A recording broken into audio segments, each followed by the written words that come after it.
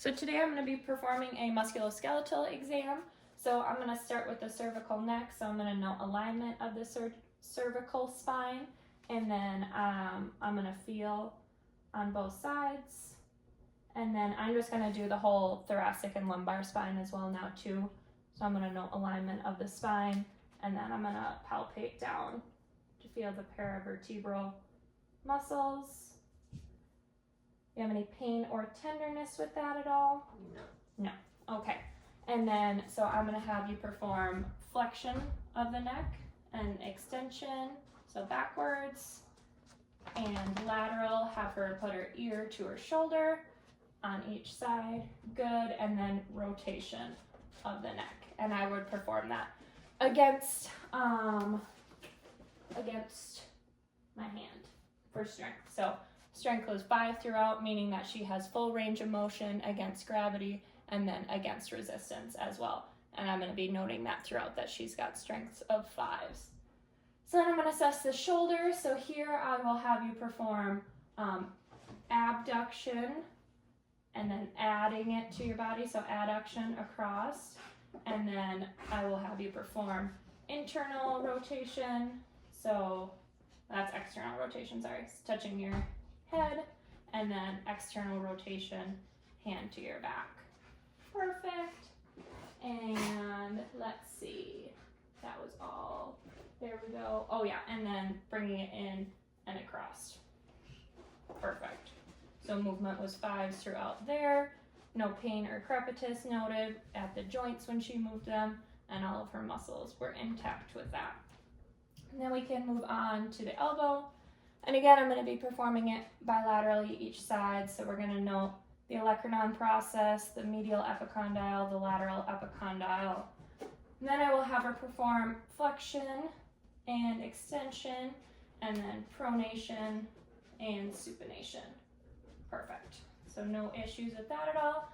And then we're going to note the wrist. So here I will have her perform flexion, extension, flexion and extension of the hands, flexion of the thumb, and again, that's strong, no issues there, and pronation, supination, and lateral movement throughout. Okay, and then we can test for carpal tunnel.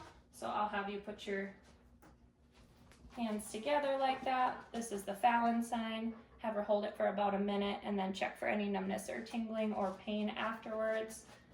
And then we can check the Tinel sign, and I'll palpate her medial muscle here and medial nerve, and then if she notes any pain with that.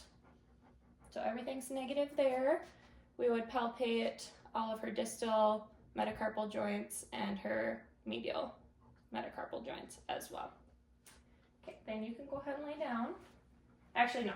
Let's have you stand and turn back, and then we're just going to note the area of the hips here and note that they are symmetrical each side.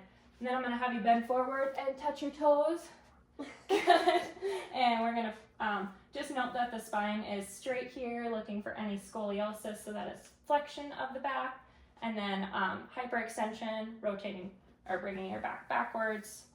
And then we're going to check rotation from side to side, and then lateral movement, moving side to side. Perfect. Okay, so now you can go ahead and lay down. And I'm going to look at the overall legs here. I'm going to note the pulses, so feeling femoral pulse, posterior of the patella, and our posterior tibialis, and our dorsalis pedis pulses. All were +2. I'm going to check for any varicose veins, any edema, any discoloration of the lower extremities, and then I will test her hip function. So I'll have you perform adduction, bringing it across the body, and abduction, bringing it out. I would also have her stand up and reach her hip backwards, or laying prone and reaching her hip backwards as well. You don't have to. It's okay. And then we'll have her perform internal rotation of the hip and external rotation of the hip. Perfect. felt some clicking of the knees there. That was my hip. Oh, of the hip, yeah. Then we're gonna move on to the knee. So with the knee, we have a couple specialized tests. So first I can assess for the bulge test. That is checking for knee effusion. And I'm just gonna milk the medial aspect of the knee and then milk the lateral aspect of the knee. And I'm looking for that fluid movement from the lateral aspect into the medial aspect. And then I can do the ballottement test, which is also checking for knee effusion. And that I'm going to put my hand on the upper part of the knee and then push that knee in, feeling for any clicks or floating sensation of the knee. There is none present, so she was negative for that. And then I'm feeling the whole time too for any crepitus, warmth of the joints, and again I'm checking this from side to side. So then we can perform flexion and extension of the knee joint. Perfect. And then I can do a couple more specialized tests.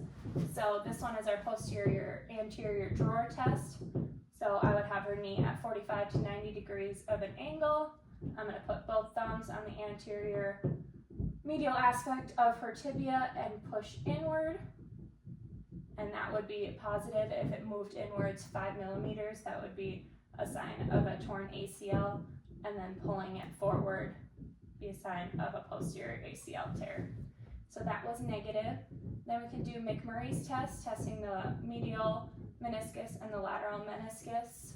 So I'm going to have her come outwards, feeling for any clicks or pains with that, and then inwards to test the lateral meniscus. So outwards test the medial meniscus, inwards test the lateral meniscus. That was all negative there. Then we can move on to her ankles. So I'll have you perform dorsiflexion, plantar flexion, inversion, and eversion of the ankle. Everything looked good there. Again, assessing the joints throughout, testing for warmth and pain with movement of that.